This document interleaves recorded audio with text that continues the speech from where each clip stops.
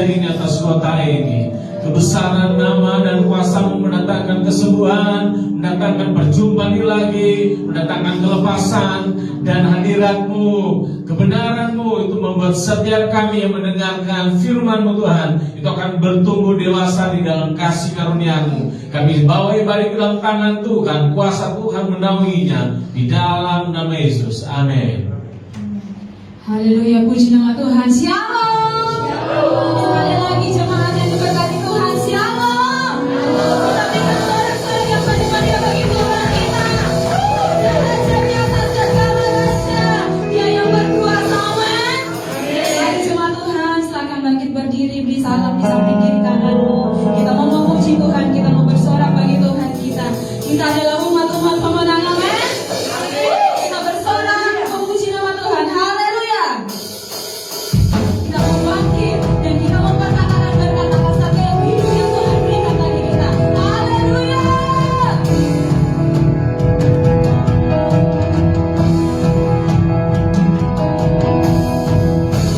Mari sama-sama berdoa.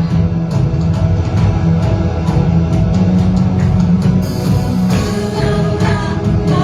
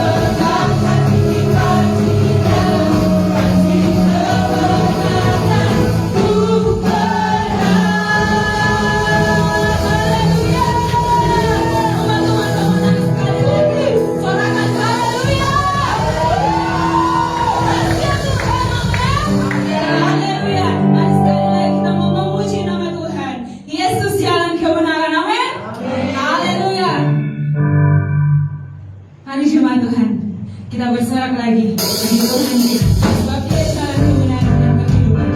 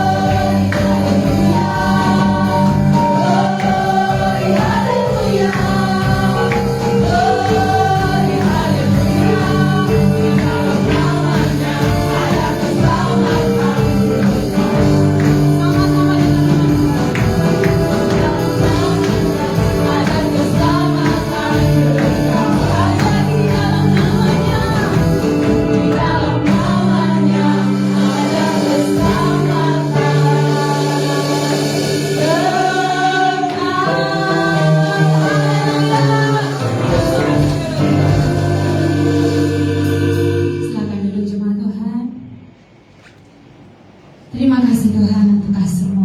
Terima kasih untuk kemenangan demi kemenangan yang Engkau berikan bagi kami Tuhan. Kami mengucap syukur Bapa, dan kami percaya Engkau hadir Tuhan di tengah-tengah kami.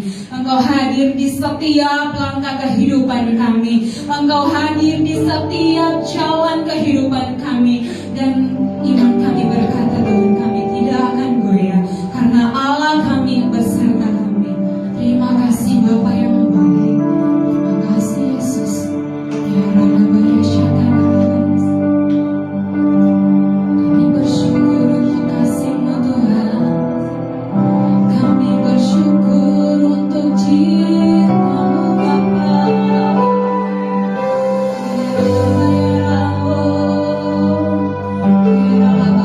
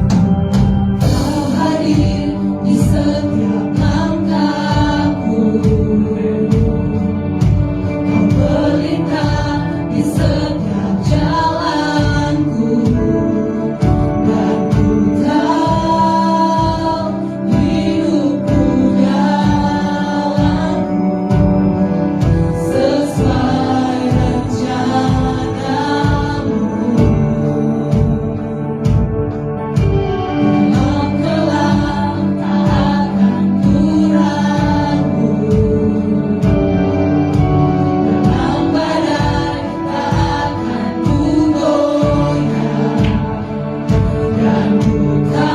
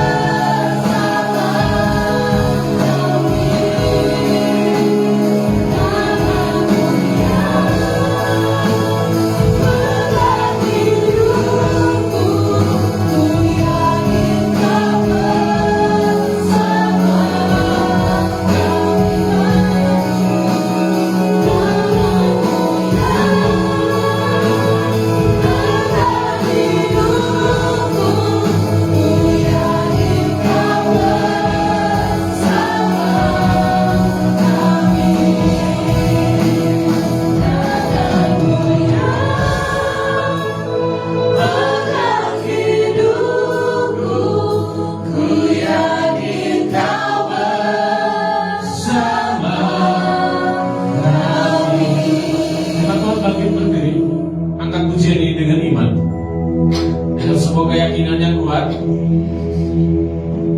Tuhan yang bersama, yang berjalan di depanmu, yang bersamamu, yang memegang tanganmu.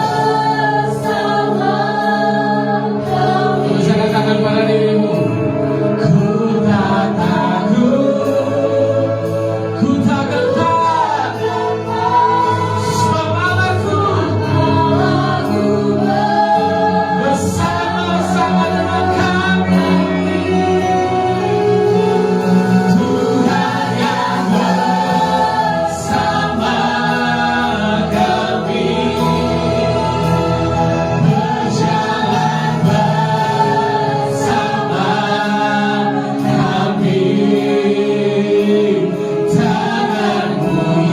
Tanganmu yang pegang hidupku, ku yakin kau bersama.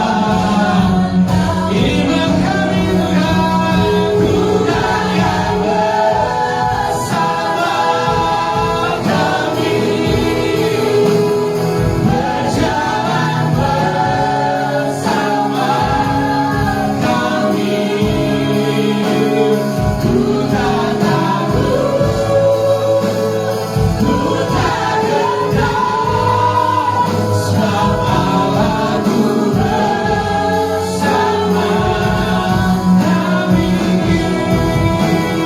Tuhan yang bersama kami, berjalan bersama kami. Tanganmu yang pegang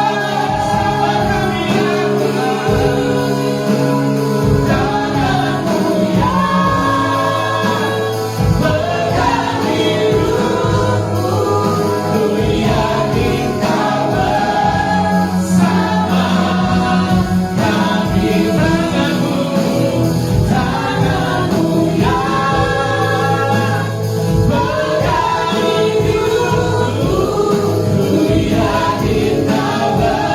Tanganmu yang pegang hidupku, ku yakin kau bersama kami.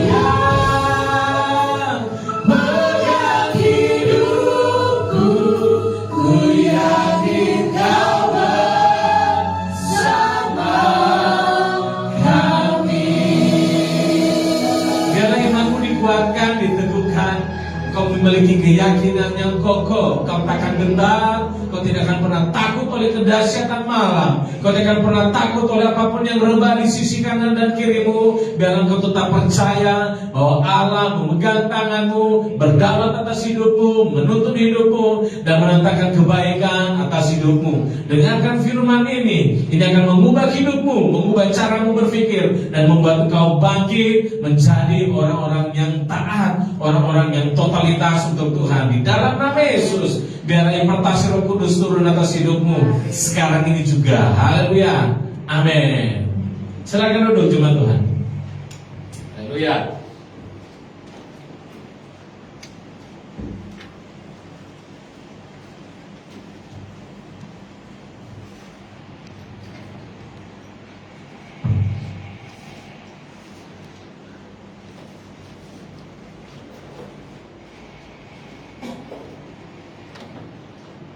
Shalom semua. Kita ada di minggu yang keempat bulan Januari, dan minggu yang keempat dalam pembahasan tentang ketaatan. Dan malam ini saya akan membahas mengenai ketaatan dengan hati yang enggan. Ada banyak orang yang menunjukkan sikap taat, tapi sebenarnya hatinya tidak taat. Kita lihat apa yang akan terjadi. Kita masih tetap ada di kisah tentang Bileam. Namun saya ajak saudara untuk membuka kitab Yeremia terlebih dahulu. Yeremia 29 ayat 11. Yeremia 29 ayat 11.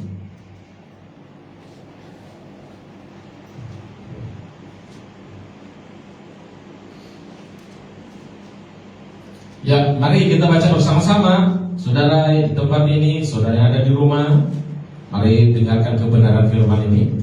3, 2, 1. Sebab aku ini mengetahui rancangan-rancangan apa yang ada padaku mengenai kamu. Demikian firman Tuhan, yaitu rancangan damai sejahtera dan bukan rancangan kecelakaan, untuk memberikan kepadamu hari depan yang penuh harapan. Luar biasa. Tuhan punya rancangan yang baik untuk saudara. Saudara yang mengerti, katakan amin. Tuhan punya rancangan yang baik untuk keluargamu, saudaramu, orang tuamu. Tuhan punya rancangan yang baik buat pekerjaanmu. Dan dikatakan dia memberikan kepadamu hari depan. Jadi bukan cuma kebaikan hari ini yang Tuhan kasih, tetapi kebaikan di hari depan. Ini luar biasa, ya.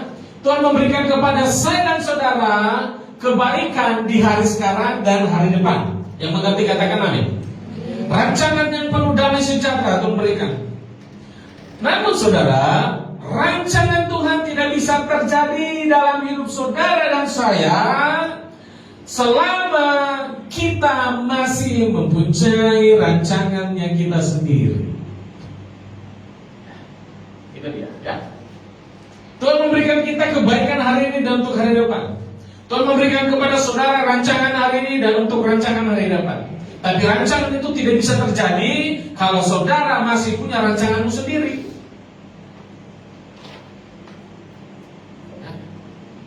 Karena setiap hari saya dan saudara akan diperhadapkan dengan sebuah pilihan, mengikuti rancangan Tuhan atau mengikuti rancangan sendiri. Saudara mau pilih yang mana?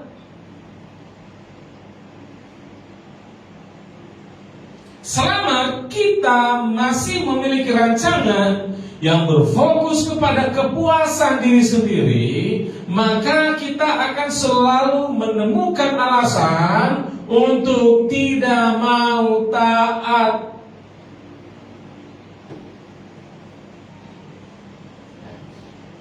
Selama saudara dan saya masih punya rancangan pribadi, mau memuaskan diri sendiri, maka kita akan selalu menemukan alasan untuk tidak mau taat, sekalipun kita tahu itu salah. Yang mengerti katakan amin. Pertanyaan ini penting untuk saudara. Slide. Kita baca sama-sama yang warna kuning dulu. 3, 2, 1. Mengapa kita tidak mau mentaati Tuhan meskipun kita mengetahui kehendak? Kenapa? Kita sudah tahu salah tapi masih dibikin. Kita sudah tahu tidak boleh masih tetap dibikin. Kita tahu itu buruk tapi tetap dibikin. Kita tahu isi firman Tuhan, rancangan damai sejahtera, masih bikin rancangan sendiri. Whatever. Ada apa dengan saudara dan saya? Ayo, yang putih baca 3, 2, 1. Ini adalah pertanyaan penting yang harus saudara dan saya jawab. Karena pertanyaan ini akan menyingkapkan motivasi hati kita. Ada apa di hatimu? Kenapa kau tidak mau taat dengan Tuhan? Ayo, ada apa dengan hatiku? Kok saya menyimpang dari Tuhan? Kita tuntut Tuhan untuk mengadakan yang baik, tapi Tuhan tuntut kita jalan dengan dia, kita tidak mau. Ada apa sebenarnya di hatinya kita ini? Iya.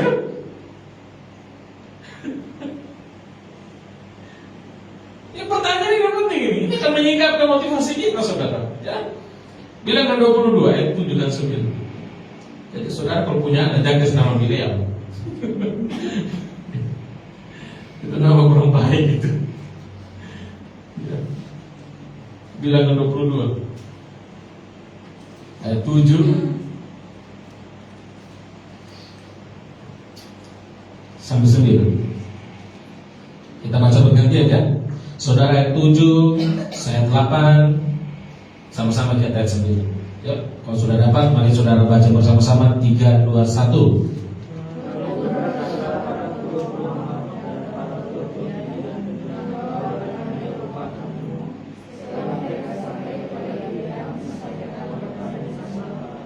Lalu berkatalah Bileam kepada mereka, bermalamlah di sini pada malam ini, maka aku akan memberitahu kepadamu sesuai dengan apa yang akan difirmankan Tuhan kepadaku. Maka tinggallah pemuka-pemuka Moab itu pada Bileam, sama-sama yuk. Kemudian datanglah Allah kepada Bileam serta berfirman, siapakah orang-orang yang bersama-sama dengan engkau itu? Ya, Bileam tahu bangsa Israel tidak bisa dikutuk. Ya, Bileam mengerti tentang itu. Bileam tahu bahwa Israel berada dalam perlindungan perjanjian Tuhan. Kita sudah bahas kemarin tentang perjanjian Tuhan. Bileam mengerti kehendak Tuhan. Dan apapun yang dilakukan Bileam itu tidak bisa berhasil. Tapi coba lihat apa yang Bileam katakan. Ya, dia katakan begini. Lalu berkata Bileam, bermalamlah di sini. Bermalamlah di sini. Dan Tuhan berkata, kenapa kau jamu mereka? Kenapa kau biarkan mereka tinggal di sini? Ada apa dengan isi hatimu? Ya? Kita sudah tahu salah. Kenapa masih timbang-nimbang? Itu yang Tuhan pertanyakan dengan Bileam. Ya, di sini memang dikatakan begini ya. Ayat 9, kemudian datanglah Allah kepada Bileam serta berfirman, siapakah orang-orang yang bersama-sama dengan engkau? Tuhan, kenapa Tuhan tanya? Bukankah Tuhan tahu? Sebenarnya bukan itu yang Tuhan tanya. Yang Tuhan tanya, kenapa kau jamu mereka? Untuk apa kau pertimbangkan? Kenapa kau mengutuk bangsa Israel, orang bangsa perjanjian? Bileam tahu kehendak Tuhan, tapi dia tetap berdoa. Siapa tahu kehendak Tuhan berubah. Kira-kira begitu. Kita tahu itu salah, tapi kita nego dengan Tuhan. Siapa tahu Tuhan berubah. Tuhan tidak bisa berubah dengan ketetapannya.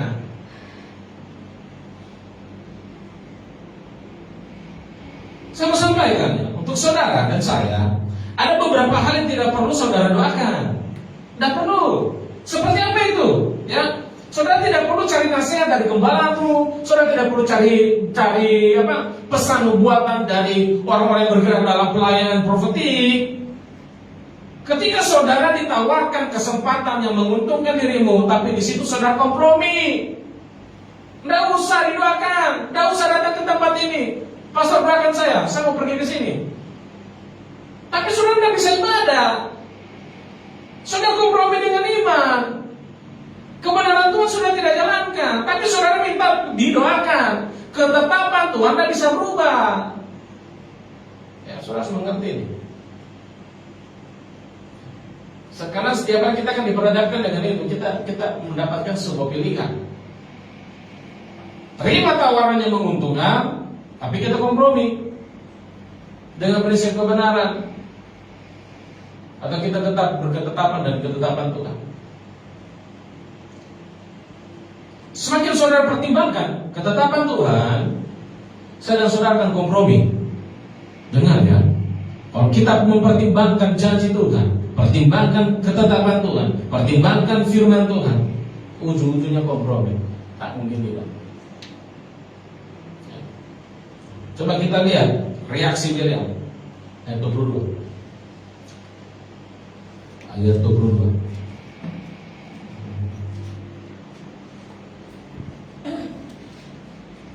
Sorry, ayat 12 maksud saya.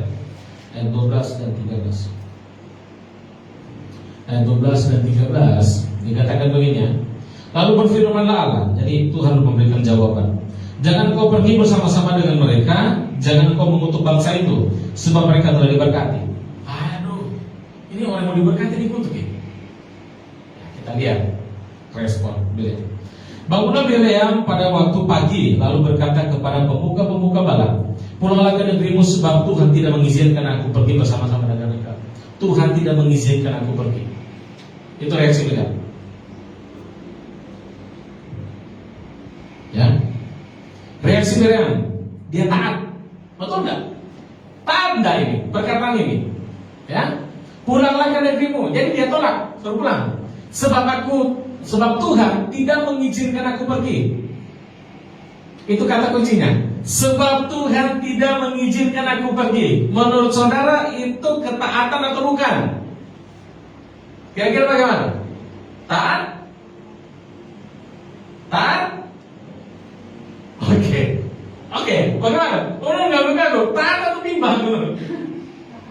Taat. Di bagian sini taat, bagian sini taat. Satu orang bilang tidak. Lihat ini kata kuncinya. Sebab Tuhan tidak mengizinkan aku pergi bersama-sama dengan kamu. Ini sering kita lakukan waktu kita masih anak-anak dan remaja.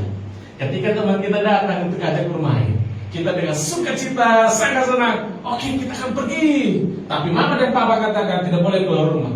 Dengan muka yang marah dan sedikit-sedikit kita berkata, oh, jadi kasih keluar, saya pasang ingin sekali pergi dengan kamu.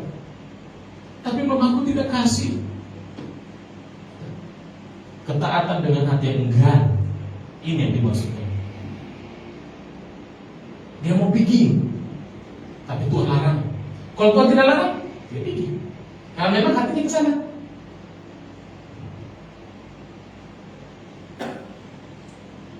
Pernah begitu kan? Tiba-tiba teman kita datang lagi, dipujuk lagi kita. Weh, asik loh, di sana filmnya seru. Weh, banyak permainan di sana, asik sekali. Apa yang terjadi? Kita keluar dari pintu belakang atau lompat dari jendela kamar kita. Pernah begitu?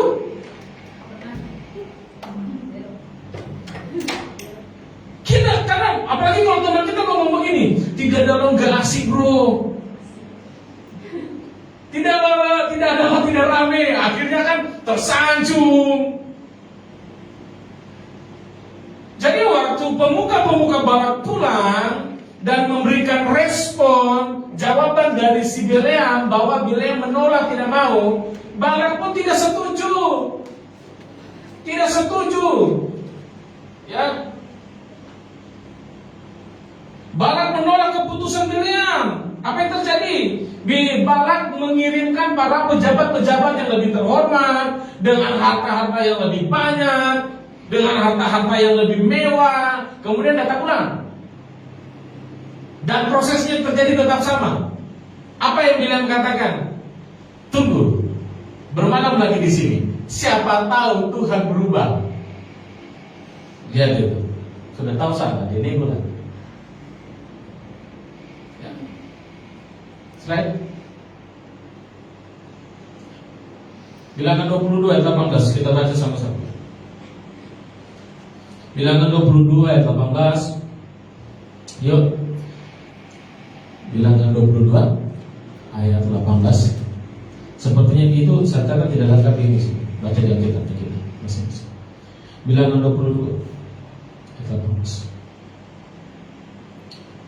Ketiga, 2, 1. Tetapi Bileam menjawab kepada pegawai-pegawai Balak, sekalipun Balak memberikan kepadaku emas dan perak seistana pun, aku tidak akan sanggup berbuat sesuatu yang kecil atau yang besar yang melanggar kitab Tuhan Allahku. Aku tidak akan sanggup. Sekalipun saya bisa, tapi saya tidak bisa. Itu maksudnya. Dia mau, tapi tidak akan pernah bisa. Bileam mau menerima tugas itu. Dia terima tawaran itu. Tapi dia menyatakan bahwa Tuhan menghalangi saya. Saya pengen pergi dengan kamu, tapi mamaku tidak kasih. Apa yang saya lakukan? Coba datang bujuk mamaku dulu. Siapa tahu rubah pikiran mamaku. Jadi Bileam pengen, dia berdoa, dia ngomong, tinggal lagi satu malam ini, saya mau berdoa. Siapa tahu Tuhan rubah pikiran. Ya. Ini sebuah peringatan penting. Baguslah. Kita baca sama-sama 3, 2, 1. Sikap kita terhadap uang, keberhasilan, tawaran-tawaran yang menguntungkan akan mengungkapkan motivasi hati kita. Ya. Saudara diberikan sebuah keuntungan yang besar, motivasimu dan motivasiku akan terbongkar. Kita ini bisa dipercaya atau tidak ini? Ya. Akan menunjukkan siapa kita sebenarnya ketika kita ada di posisi yang tinggi. Asli kita akan keluar. Ya. Bileam melihat larangan dan perintah Tuhan itu seperti hukum, penghalang, kekangan bagi dirinya. Bileam tidak melihat perintah Tuhan itu sebagai sesuatu yang menyenangkan, sebagai sesuatu yang menyukakan hatinya. sebagai sesuatu yang melindungi dirinya. Banyak orang melihat firman Tuhan itu sebagai batasan, bukan pelindung. Makanya banyak yang memberontak, wah Tuhan, ikut Tuhan, tidak boleh ini, tidak boleh itu, tidak boleh makan ini, tidak boleh bikin itu. Coba lihat. Banyak orang beranggapan seperti itu. Makanya berontak terus. Ya. Kita kalau berontak terus, maka kita tidak akan pernah lulus dengan ujian itu. Itu saja tiap tahun. Ya. Karena kita menganggap itu batasan, bukan hal yang melindungi kita. Ya. Dan saat ini, saudara, masih banyak orang yang datang ke gereja, taat dengan firman Tuhan hanya karena alasan yang sama kayak Bileam. Coba saya dan saudara periksa hati kita masing-masing. Saya juga periksa hati. Saya susun khotbah, saya juga periksa hati. Saya selidiki sendiri hati. Dan jangan sampai ada Bileam di dalam hatiku. Jangan sampai saya dan saudara mau taat dengan Tuhan, datang ke gereja karena kita takut dihukum, takut kena kutuk, takut mati masuk neraka, takut jatuh miskin. Kenapa kita tidak mau melanggar aturan Tuhan? Takut nanti pekerjaanku begini, takut nanti keuanganku merosot, takut nanti saya sakit. Ya. Itu alasannya Bileam. Beberapa orang mengaku Yesus sebagai Tuhan, tetapi hanya mau taat dengan hal-hal yang menguntungkan dia. Dan mereka hanya mau mendengar hal-hal yang mereka suka. Yang mereka tidak suka, mereka tidak mau dengar. Sekalipun mereka menunjukkan muka yang suka, menunjukkan sikap yang suka, tapi sebenarnya di hatinya tidak.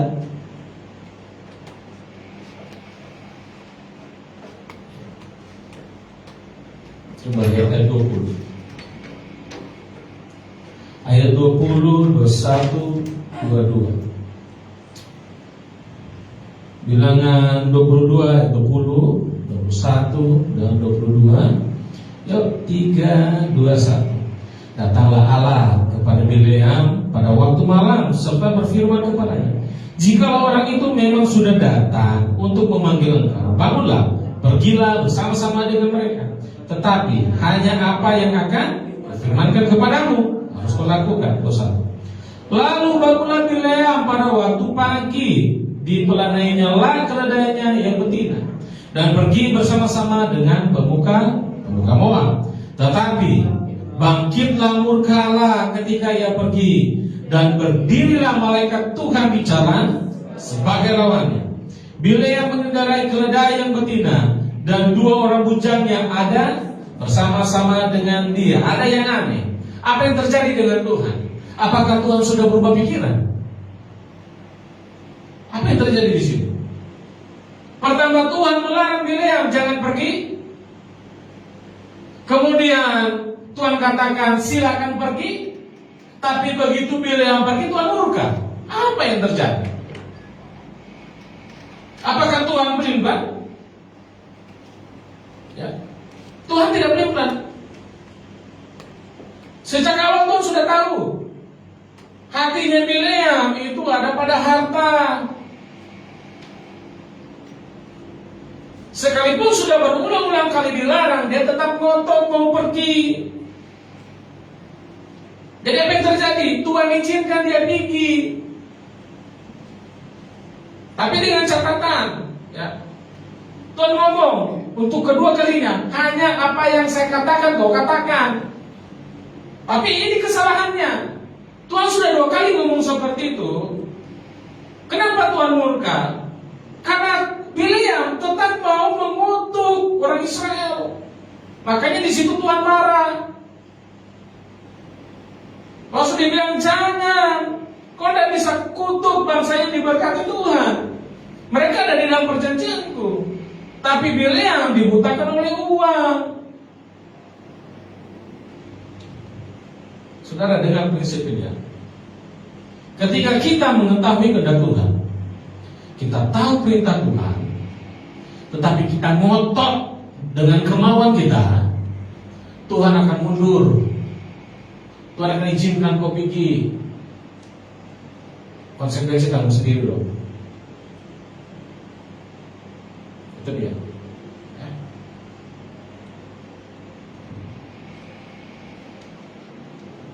Sudah bilang, jangan aku pergi dari perempuan itu.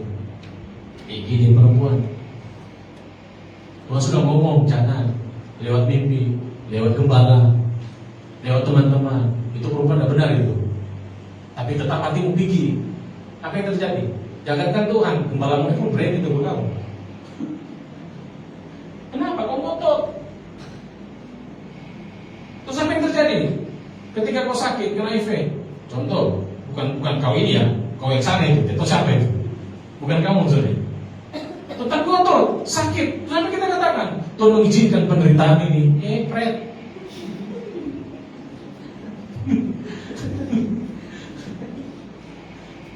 Benar Tuhan itu pilihanmu sendiri itu.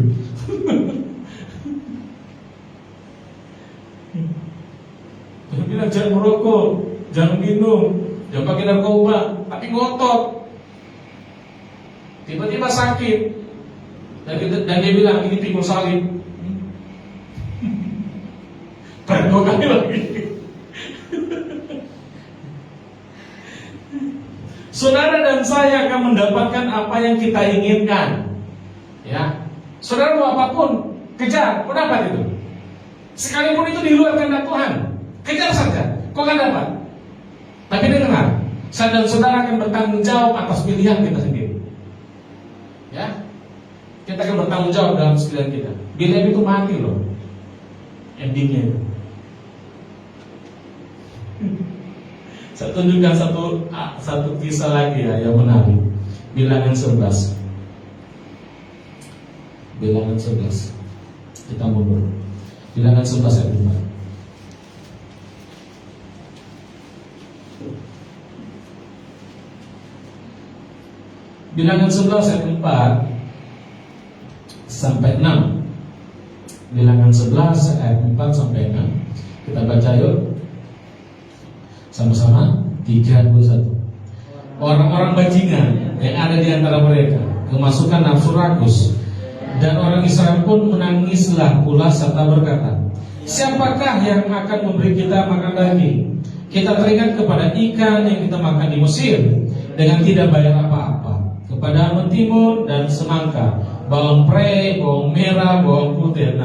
Tetapi sekarang kita kurus kering, tidak ada sesuatu pun kecuali mana. Ini saja yang kita lihat. Ini sesuatu yang sangat berbahaya.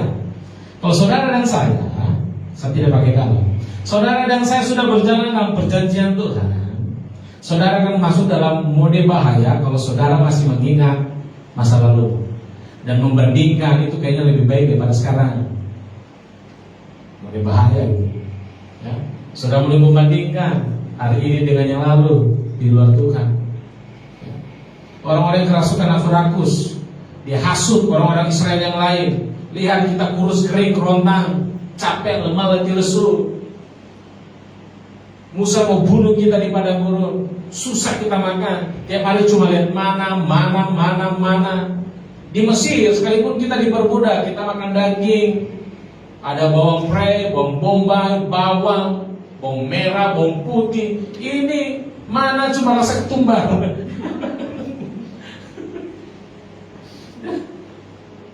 Lihat ya, ketaatan itu menular loh. Orang yang tidak taat menghasut orang yang imannya lemah, berontak sama-sama itu. Jadi saudara jangan mudah dihasut ya dengan orang yang suka berontak ya.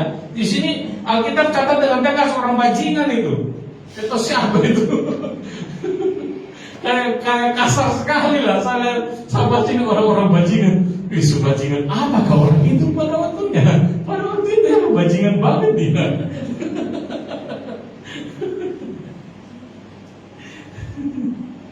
Nah, kita lihat. Ternyata Tuhan mengabulkan ini permintaan orang-orang bajingan ini. Tuhan kabulkan. Ini luar biasa ya, Tuhan itu baik sekali. Tapi konsekuensi tetap jalan. Bilangan 11 tadi ayat 31. Ayat 31 dan 32. Saya baca, saudara dengar baik-baik. Lalu bertiuplah angin dari Tuhan asalnya, Di bawahnya lah burung-burung puyuh dari sebelah laut, dan dihamburkannya ke atas tempat perkemahan di sekelilingnya. Kira-kira sehari perjalanan jauhnya, banyak sekali, ke segala penjuru, dan kira-kira 2 hasta tingginya dari atas muka bumi. Ini tanah, ini begini tuh daging. Banyak sekali daging begini. Tuh begini, kok daging babi begini, seperjalanan 1 hari jalannya. Waduh, kenyang dalam ini, ya. Tapi lihat 32. Lalu sepanjang hari dan sepanjang malam itu dan sepanjang hari esoknya bangkitlah bangsa itu mengumpulkan burung-burung puyuh itu. Setiap orang sedikit-dikitnya mengumpulkan 10 homer. Kemudian mereka menyebarkannya lebar-lebar sekeliling tempat perkemahan. Wow, mulai makan daging ya. Awalnya mereka mengeluh, siapa yang mau kasih kita daging? Tiap cuma makan mana? Tiap cuma makan tempe, tiap cuma makan ikan. Kita mengeluh dengan apa yang kita makan. Lihat ayat 33. Selagi daging itu di mulut mereka, sebelum dikunyah, maka bangkit berkat Tuhan. Ini lagi masih di sini. Tiba-tiba Tuhan turun. Lihat tuh. Aduh, bahaya sekali ya. Tuhan murka terhadap bangsa itu, dan Tuhan memukul bangsa itu dengan suatu tulah yang sangat besar. Kenapa di sini Tuhan murka? Bangsa Israel mengeluh. Tuhan kabulkan lagi permintaannya. Tuhan kabulkan, tapi tiba-tiba Tuhan murka. Apa lagi yang terjadi dengan Tuhan ini? Seakan-akan Tuhan ini, kayaknya pelan ini. Tuhan marah bukan soal makanan. Tuhan melihat hati di dalam orang-orang yang rakus itu. Melampaui apa yang mereka minta, di dalam hatinya penuh dengan pemberontakan. Tuhan melihat hati mereka yang meminta sesuatu bukan berdasarkan kebutuhan, tetapi berdasarkan memuaskan keinginan diri sendiri. Apa yang terjadi? Mereka memandang rendah penyediaan Tuhan. Saudara jemaat Tuhan, jangan pernah remehkan penyediaan Tuhan. Jangan rendahkan penyediaan Tuhan, saudara. Kenapa ada orang yang terus bekerja, berdoa dan beribadah pun tidak mau? So tidak bisa, karena dia memandang rendah penyediaan Tuhan. Ya, ada orang bekerja tapi kompromi, melanggar prinsip-prinsip kebenaran firman Tuhan hanya supaya mendapatkan income yang banyak dan juga supaya mendapatkan sebuah pemuasan yang sementara. Kenapa? Karena mereka meremehkan penyediaan Tuhan. Kalau kita meremehkan penyediaan Tuhan, hati-hati loh. Bantu slide lagi, ya. Lagi. Jangan pernah rendahkan penyediaan Tuhan dalam hidup kita. Jangan, saudara. Apa yang Tuhan kasih itu selalu terbaik loh.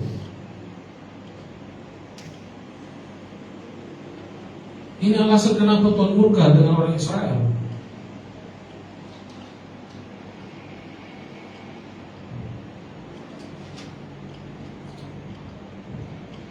Orang-orang Israel yang kerasukan Rasul Nakus itu mendapatkan apa yang mereka minta,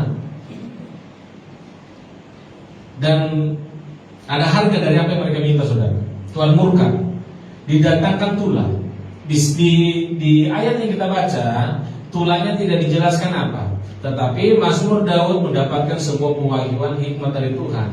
Penyakit apa yang mereka dapat? Mazmur 106 ayat 13 sampai 15. Ini akan menjelaskan apa yang terjadi pada waktu itu. Mazmur 106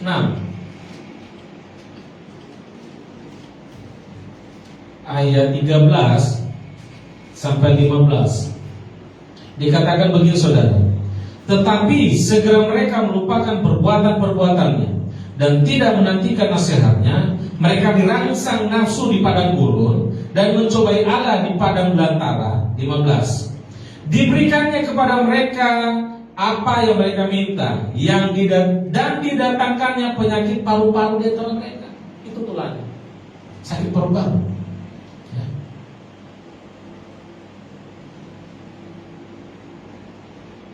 Ada orang-orang berontak. Dia bilang tidak boleh merokok, tidak boleh minum, tapi ngotot. Kenapa ngotot?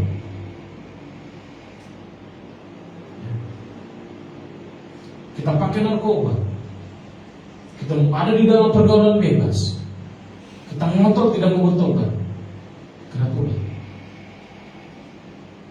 Itu tuh penyakit paru-paru, saudara. Ngeri loh. Ya. Saya baca penyebabnya orang yang terkena penyakit paru-paru itu banyak hal ya. Dan begitu paru-paru seseorang terkena paru-paru, HIV juga ada di dalam diri dia. Bahaya. Terus alasan kenapa Tuhan mengirimkan burung puyuh? Kok bukan daging babi kah? Atau ikan salmon? Tiba-tiba ada burung puyuh. Saya coba cari di Google, ternyata burung puyuh itu meningkatkan daya tahan tubuh, sistem imun. Karena mereka itu ada di padang gurun, panas, terik, sistem imun bisa lemah. Tengah malam, waktu malam angin badai, angin sangat dingin di padang gurun, dan Tuhan sengaja burung puyuh yang didatangkan. Lihat tuh, penyediaan Tuhan itu sangat terbaik. Jangan pernah redakan apa yang Tuhan kasih sama kita. Ya.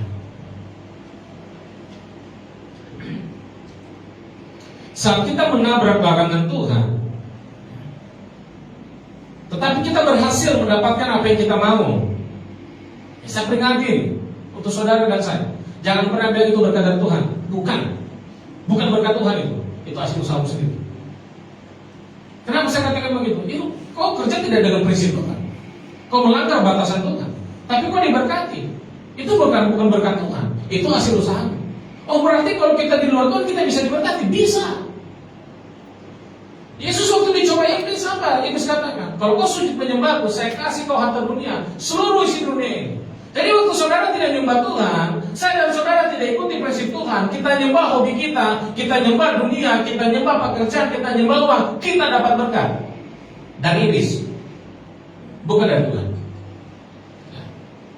Kemudian kita bertanya, nanti endingnya seperti apa? Tidak perlu main tebak-tebakan dengan Tuhan. Semua yang kita kerjakan di luar kehendak Tuhan, endingnya pasti tidak baik. Selalu akan berakhir dengan tidak baik.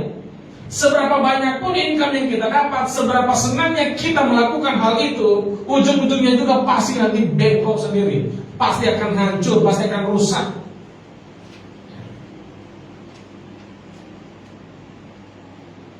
Itu di saudara. Amin.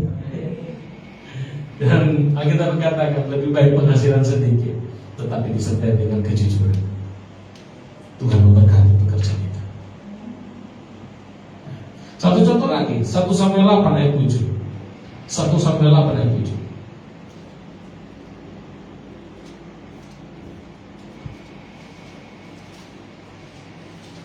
1 Samuel 8 ayat 7. Nanti lompat. Bantu slide. Saya lupa apakah dicatat atau tidak lagi. Oke. Itu stop di situ. 1 Samuel 8 ayat 7. Kemudian nanti lompat ayat 19 dan 20. Kita baca sama-sama ya. 1 Samuel 8 ayat 7. Yuk 3, 2, 1. Tuhan berfirman kepada Samuel, dengarkanlah permintaan bangsa itu dalam segala hal yang dikatakan mereka kepada. Sebab bukan engkau yang mereka tolak, tetapi akulah yang mereka tolak, supaya jangan aku menjadi raja atas mereka. Israel minta raja. Israel menolak Tuhan. Israel tidak mau dipimpin oleh imam ataupun hakim. Israel tidak mau dipimpin oleh Allah sendiri. Kita lihat 19 dan 20. 3, 2, 1. Tetapi bangsa itu menolak mendengarkan perkataan Samuel, dan mereka berkata, tidak, harus ada raja atas kami, maka kami pun akan sama seperti segala bangsa-bangsa lain. Raja kami akan menghakimi kami dan memimpin kami dalam perang. Kira-kira kurangnya apa Tuhan sebagai raja yang pimpin orang Israel? Tiap hari orang Israel lihat mujizat. Tiap kali perang orang Israel menang. Terus apa lagi mereka mau minta? Tidak ada makanan, Tuhan kasih makanan. Di padang gurun tidak ada air, dikasih air. Tidak ada jalan, Tuhan bukakan jalan.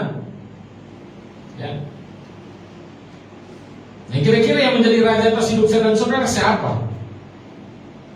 Yesus atau kita sendiri? Ya.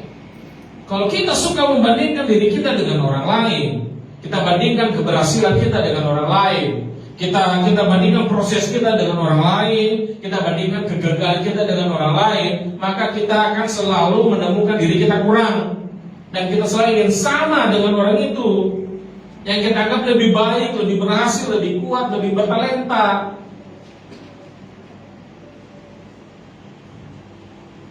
Coba perhatikan alasan orang Israel ini. Wah, ini celaka ini. Ya, alasan mereka ini benar-benar memberontak ini. Dikatakan begini, ayat 19, tetapi bangsa itu menolak mendengarkan perkataan Samuel, dan mereka berkata, tidak, harus ada raja atas kami, maka kami pun akan sama seperti bangsa lain. Itu dia. Kenapa orang Israel minta raja? Karena mereka melihat bangsa lain, mereka pengen sama. Saudara, jangan bandingkan dirimu dengan orang yang fasik, kelihatannya lebih makmur, lebih gemuk, lebih sehat, lebih berhasil, bisa pergi jalan-jalan, bisa pergi beli ini dan itu. Dan saudara pengen juga kerja kayak dia. Padahal dia kolektor. Padahal pekerjaan tidak benar. Coba renungkan loh. Apa tujuan kita meminta sesuatu dengan Tuhan? Orang Israel minta raja. Aduh, raja apa lagi yang mereka mau minta? Sudah ada raja di atas segala raja yang pimpin orang ini. Ya. Waktu saya dan saudara minta sesuatu, apakah kita minta supaya kita sama dengan orang lain, ataukah kita meminta itu supaya kita memuliakan Tuhan? Coba saudara minta sesuatu dengan Tuhan. Dari beberapa tahun atau mungkin kemarin atau hari ini, saudara minta sesuatu dengan Tuhan, ayo Tuhan, supaya saudara sama dengan tetanggamu, supaya saudara sama dengan orang yang di sana, atau supaya janji Tuhan dan perjanjian Tuhan diteguhkan dalam hidup.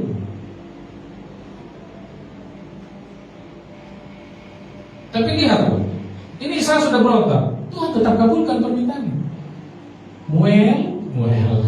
Dengarkanlah apa yang mereka sudah, pilihlah raja, tanggung sendiri konsekuensinya nanti.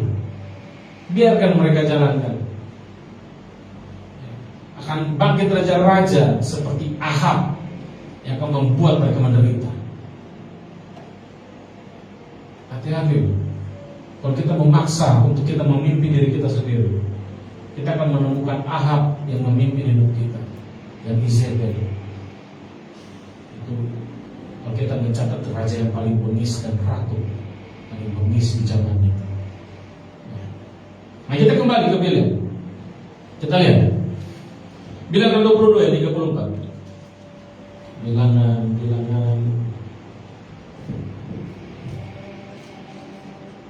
Kita kembali lagi Bilangan 22 ayat 34.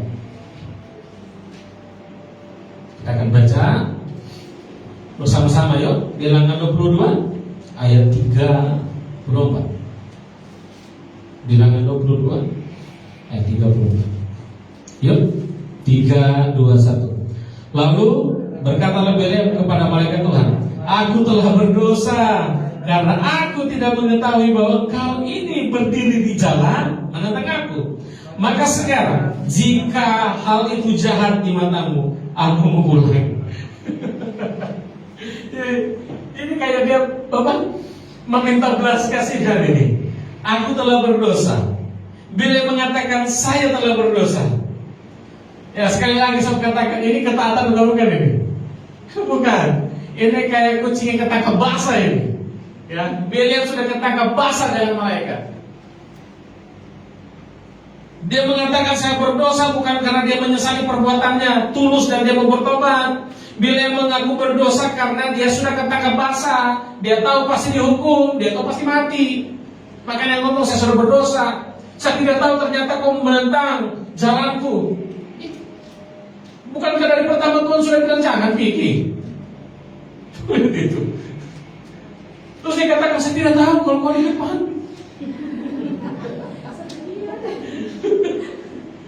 Berarti kalau kau tahu,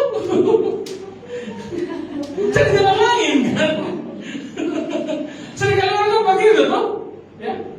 Penjahat-penjahat kau diinterogasi. Saya kata ke bahasa ini minta ampun. Coba tidak kata ke bahasa, lanjut. Iya kan?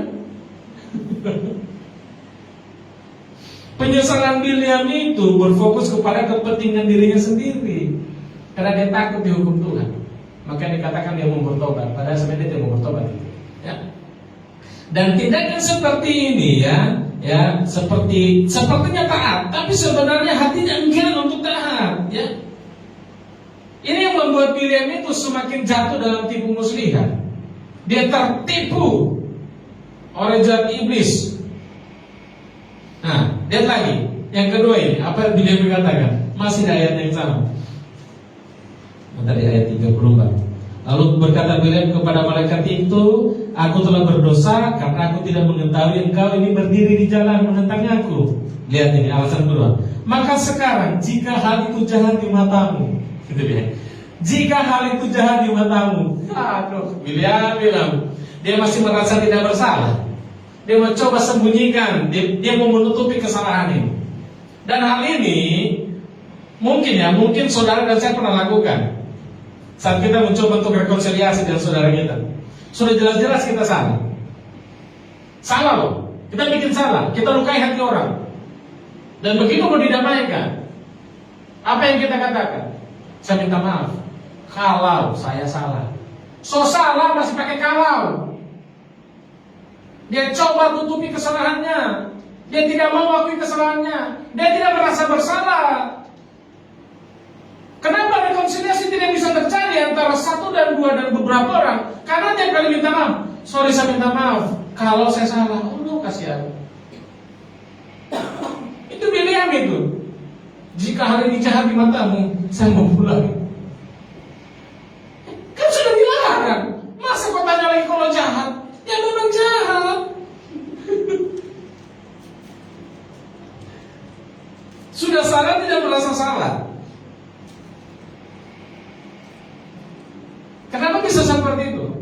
Karena Bileam melihat firman itu sebagai kekaingan, bukan kayak alasannya di situ sudah. Pemberontakan di hati kita itu terlihat dengan reaksi kita terhadap firman Tuhan. Apa reaksi kita dengan firman? Terutama firman, kalau firman yang membongkar dosa, firman yang selalu ngomong tentang dosa, apa reaksi kita? Ketika firman Tuhan menyatakan jangan ini, tidak boleh begini. Terkekang, merasa tidak nyaman, merasa dibatasi, merasa diawasi, merasa dilarang-larang. Saudara, dengar firman seperti apa?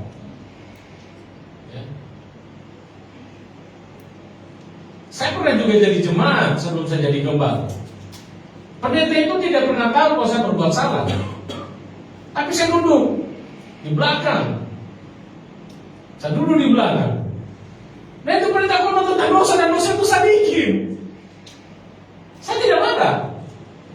Saya bilang, Tuhan tolong saya, bagaimana caranya lepas tuh aneh. Sampai ini bertobat. Saya tidak tinggalkan gereja itu. Saya tetap dengarkan. Yang minggu saya datang lagi di gereja itu. Saya duduk dengan sebuah penyesalan, tapi saya tidak tahu jalan keluarnya bagaimana. Itu pendeta saya khotbah tentang dosa terus loh. Jarang dia khotbah tentang berkat dan bagaimana sukses. Dan saya selalu dengar waktu itu saya terpukul, dituduh, kayak ditampar. Mau dibilang saya kira tidak marah? Tidak, karena saya salah. Saya tahu salah, karena aku sakit hati. Iya loh. Kalau kita sakit hati dengan khotbahnya pendeta, berarti ada tidak beres dalam hati kita. Artinya apa? Kita menutupi kesalahan kita dan kita pengen mengulangi kesalahan itu. Tapi kalau kita melihat firman itu sebagai kehidupan, ya, kita akan melihat batasan-batasan Tuhan yang Tuhan berikan kepada kita itu pelindung, penjaga, penolong. Amin. Kesimpulan. Ketaatan dengan hati yang enggan adalah pemberontakan di hadapan Tuhan.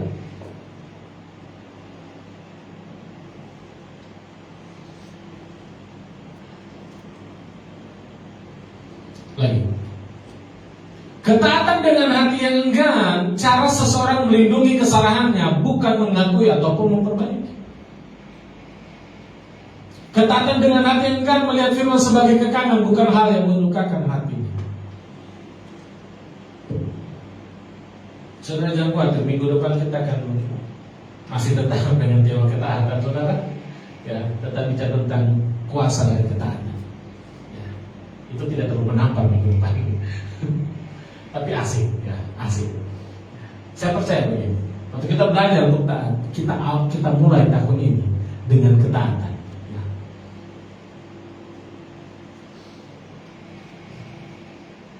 Terobosan terjadi ketika kita taat. Ya. Terobosan sudah ada di dalam roh kita. Tapi itu akan terrealisasi waktu saudara dan saya taat. Dan ketaatan itu menunggu yang namanya penyerahan total. Penyerahan total lah yang membuat kita taat. Ketaatanlah yang membuat terobosan terjadi dalam hidup kita. Kesehatan kita, keuangan kita, pelayanan kita, keluarga kita, rumah tangga kita, iman kita, semua aspek hidup kita mengalami terobosan kalau kita taat. Amin. Lanjut dulu.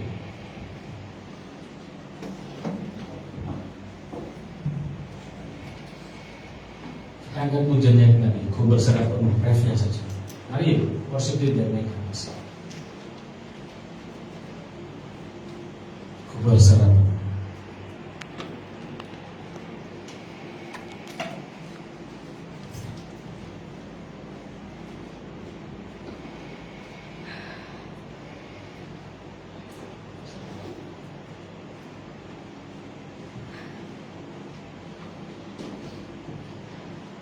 Tampilkan silat lagunya. Lagu worship pertama.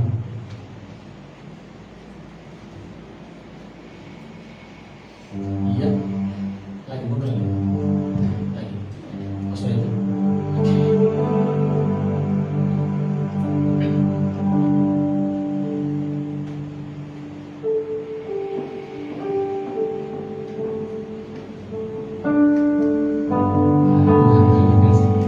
Kami mau bersama.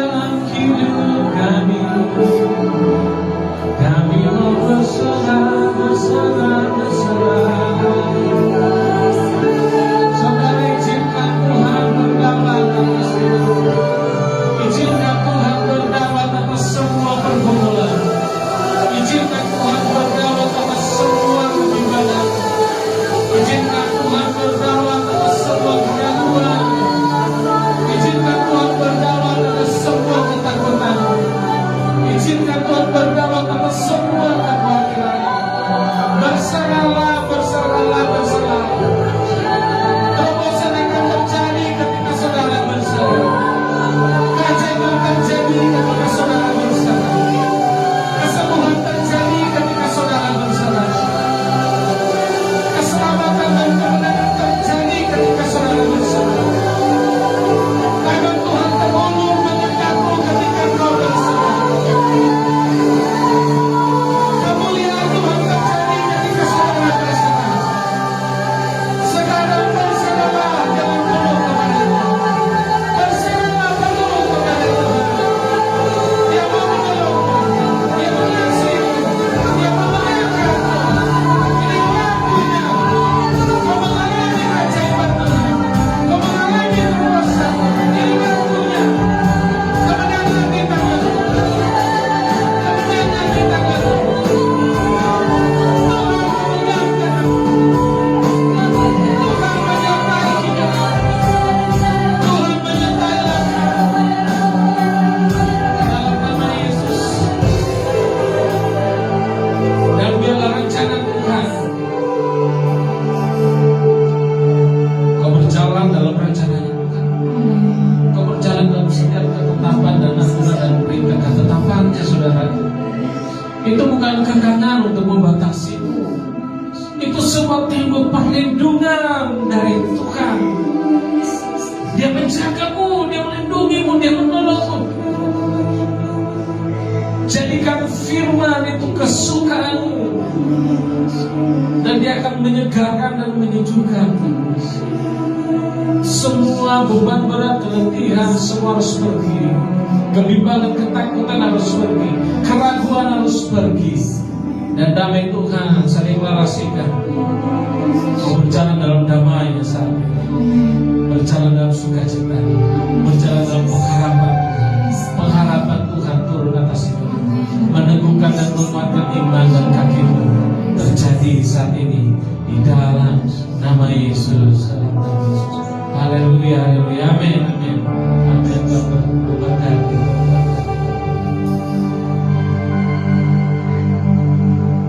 Silakan.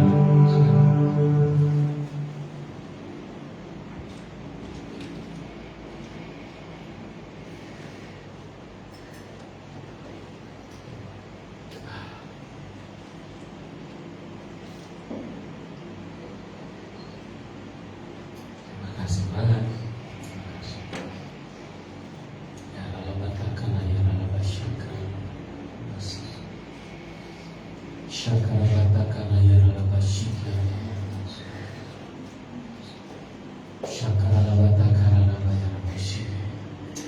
Tuhan belum selesai naikkan Mazmur mengira-ngira. Dia belum selesai. Saudara yang di rumah, Tuhan belum selesai. Naikkan syukur. Naikkan syukurmu, naikkan Mazmur. Bawa hidupmu di hadapan Tuhan. Di altarnya dia menunggu. Di altarnya dia menunggu. Takaralaba yaralaba sakaralaba syikir. Syakaralaba takaralaba yaralaba syikir. Syakaralaba takaralaba yaralaba yaralaba. Syakaralaba takaralaba yaralaba sakaralaba. Gloria yaralaba takaralaba yaralaba syakaralaba. Gloria yaralaba takaralaba yaralaba sakaralaba.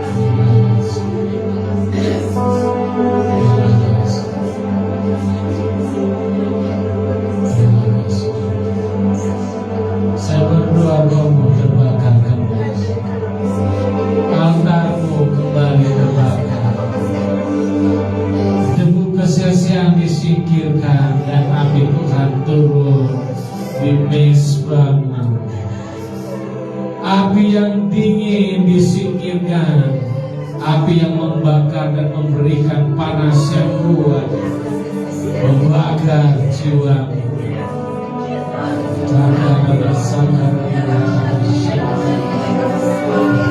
Di dalam nama Yesus, dalam nama Yesus, dalam nama Yesus. Terima kasih sudah berdaulat, Roh Kudus. Terima kasih buat malam ini. Terima kasih buat kehadiran dan waktu. Terima kasih Tuhan yang tidak terbatas. Terima kasih kami mengucap syukur. Terobosan terjadi buat pekerjaan kami. Terobosan terjadi buat keuangan. Terobosan terjadi buat keluarga kami. Terobosan terjadi buat adik kami, kakak kami, mama kami, bapak kami. Terobosan iman bagi mereka. Terobosan kemenangan. Setiap hukum perhambaan diputuskan di dalam nama Yesus. Hukum dosa diputuskan dalam nama Yesus. Hukum yang menekan diputuskan atas keluarga kami.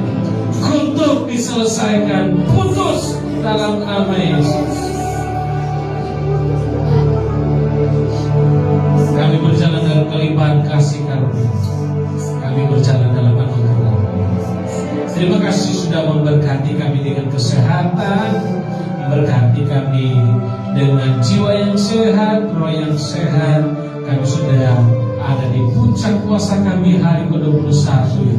Terima kasih buat hal-hal yang baik dan keajaiban yang Tuhan buat selama kami berpuasa. Roh kami kuat, unggul dan selaras. Kami memposisikan diri kami dalam kehendak Tuhan, sehingga Tuhan dapat bekerja dengan bebas dalam hidup kami, dan kami menggenapi setiap perjanjian Tuhan atas hidup kami. Terima kasih kami akan beri persembahan, dikuduskan, diberkati untuk memberkati gereja ini, memberkati jemaat, memberkati pelayanan, memberkati orang-orang. Biarlah kami melakukannya dengan ketepatan daripada Tuhan. Beri hikmat, beri pengertian. Dengan ucapan syukur kami datang memberi dalam nama Yesus. Amin. Tuhan memberkati. Silakan mempersiapkan persembahan. Tuhan. Haleluya. Sambil kita memberikan persembahan, mari sama-sama kita naikkan bersyukur.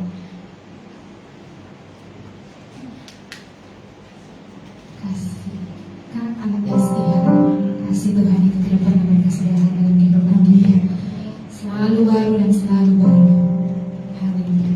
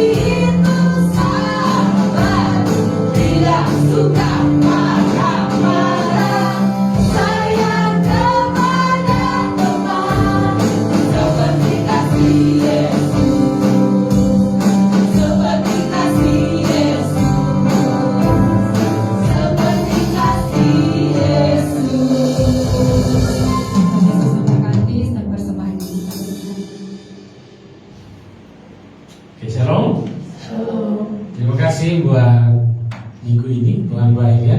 Kita sudah menyelesaikan puasa. Roh Kudus tidak terbatas.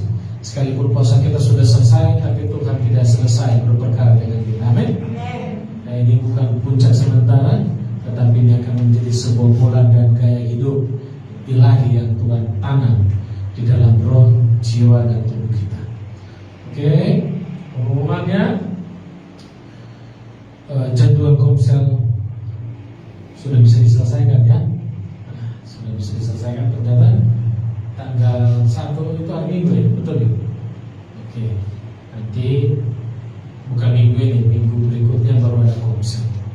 Jadi Senin, Selasa, Rabu tidak ada kegiatan, Kamis nanti. Hari Jumat doa puasanya. Jam 7 tempat ini, latihan hari 1 jam 7 menyesuaikan. Dan kita akan ketemu lagi hari Minggu di tempat ini ya. Tuhan memberkati dengan terobosan-terobosan yang ajaib. Haleluya.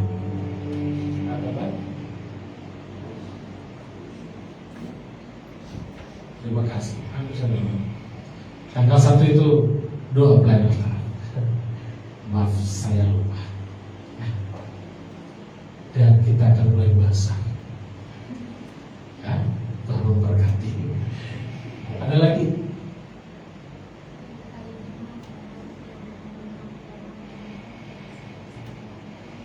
Oh benar.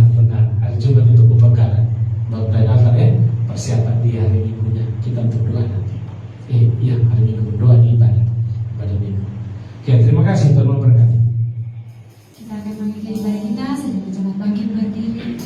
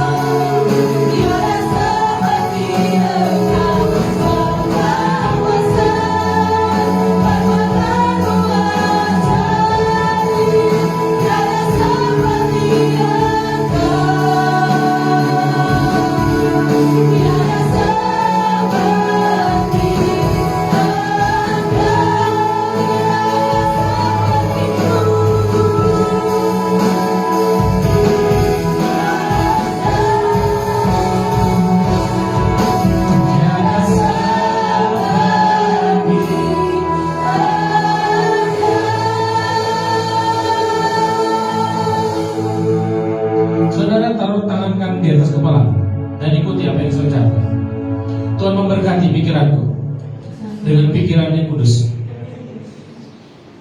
pikiran yang benar, pikiran yang mulia, pikiran yang suci, pikiran yang adil, semua yang sedang didengar, semua yang patut dipuji, itu yang memenuhi pikiranku.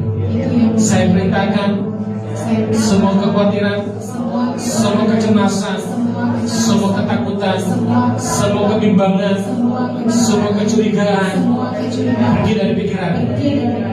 Pikiranku Pikiranku dipenuhi pikiran Kristus. dipenuhi Pikiranku tempat Kristus bertahta. tempat Kristus. Semua yang bukan dari Kristus harus pergi. Semua yang bukan Sekarang. sekarang. Dalam nama Yesus. Sepanjang minggu ini saya berjalan dalam terobosan Tuhan. Saya berjalan dalam keajaiban Tuhan. Saya berjalan dalam kemurahan hati Tuhan. Saya berjalan dalam kelimpahan Tuhan. Saya bertumbuh dalam pengenalan akan Tuhan. Saya bertumbuh di dalam kasih karunia. Saya bertumbuh di dalam cintanya. Saya adalah bejana pengurapan Tuhan. Dan kesaksian hidupku akan memberkati orang-orang di sekitarku. Kesaksian hidupku menjadi terobosan buat orang lain. Tuhan memberkati mulutku. Perkataan profetik keluar dari mulutku.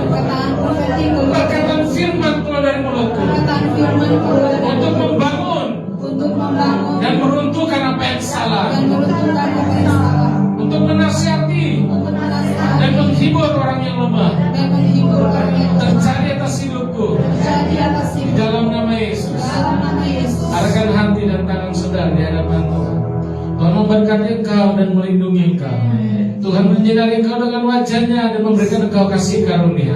Tuhan menghadapkan wajahnya kepadamu dan memberikan engkau damai sejahtera yang berlimpah-limpah dari Roh Kudus. Haleluya. Amin, amin, amin. Tuhan memberkati. Selamat hari.